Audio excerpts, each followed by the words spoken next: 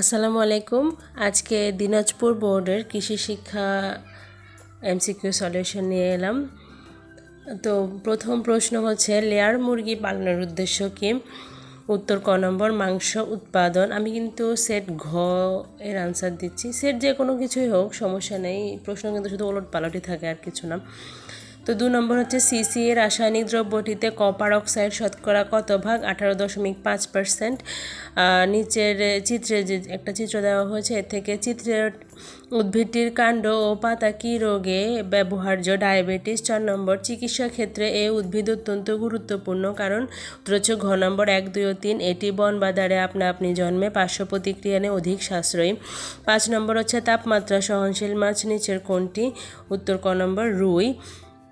6 নম্বর, মৌসুমী পুকুরে উত্তর গ নম্বর পানি ধারণ ক্ষমতা কম থাকে। 7 নম্বর, নিচের কোন বৃক্ষগুচ্ছ ম্যানগ্রোভ বনের? উত্তর খ গেওয়া, গরান ও বাইন। 8 নম্বর, 4টি গাভীর জন্য দৈনিক কী পরিমাণ খাদ্য লবণ সরবরাহ করতে হবে? উত্তর খ 200 থেকে 240 গ্রাম। 9 নম্বর, দুধ পাস্তুরিকরণের সুবিধা? উত্তর গ নম্বর 2 ও 3। ভিটামিন নষ্ট হতে পারে, বিষাদের সৃষ্টি হতে পারে। 10 নম্বর, কোনটি লবণাক্ততা সহিষ্ণু জাতের ধান? উত্তর খ নম্বর ব্রি ধান। 54। 11 নম্বর, উপকূলীয় অঞ্চলের মাটির পিএইচ মাত্রা কত? উত্তর গ 7.7 থেকে 8.5 পর্যন্ত। তারপরে 12 নম্বর, ফেব্রুয়ারি হতে জুন মাস পর্যন্ত 30 সেন্টিমিটারের নিচে কোন মাছ ধরা নিষেধ? উত্তর ক বোয়াল। 13 নম্বর, কৃষিতাত্ত্বিক বীজের সুবিধা? উত্তর খ 1 ও 3। সময় ও খরচ কম লাগে, মাতৃগাছের গুণাগুণ বজায় থাকে। 14 নম্বর, প্রতিকূল পরিবেশে উদ্ভিদের খাপ খাইয়ে নেওয়ার কৌশলকে কি বলে? ক নম্বর অভিযোজন। 15 নম্বর, 10টি কলার চারা রোপণ করার পূর্বে কি পরিমাণ টিএসপি সার ব্যবহার করতে হবে? উত্তর গ নম্বর 2500 থেকে 4000 গ্রাম। ভুট্টার বীজে 12% থেকে 13%-এর বেশি আর্দ্রতা থাকলে কি হয়? উত্তর গ রোগবালাইয়ের আক্রমণ বেড়ে যায়। ঔষধ তৈরিতে কোনটি ব্যবহৃত হয়? উত্তর খ সোনালী বাঁশ। 18 নম্বর, পরিবেশ বান্ধব কৃষি প্রযুক্তি কোনটি? উত্তর গ শস্য পর্যায়।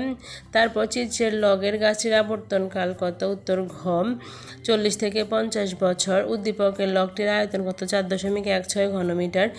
21 নম্বর, নিচের কোনটি জু প্ল্যাংটন নয়? উত্তর খ অ্যানাবেনা। কৃষিজাত দ্রব্য বিক্রয় কোন সমবায়ের অন্তর্ভুক্ত? উত্তর খ কৃষিপণ্য বাজারজাতকরণ। নিচের কোনটি ভূমিক্ষয়ের জন্য সর্বচেয়ে দায়ী? উত্তর ঘ জুম চাষ। পরিমিত তাপে দক্ষতার সাথে বীজ শুকালে? উত্তর ঘ সর্বোচ্চ মানের বীজ পাওয়া যায়। বীজ দীর্ঘকাল সংরক্ষণ করা যায়, বীজ দেখতে আকর্ষণীয় হয়। 25 নম্বর, সাধারণত 25 কেজি সরিষা ভাঙানোর পর তেল কত কেজি হবে?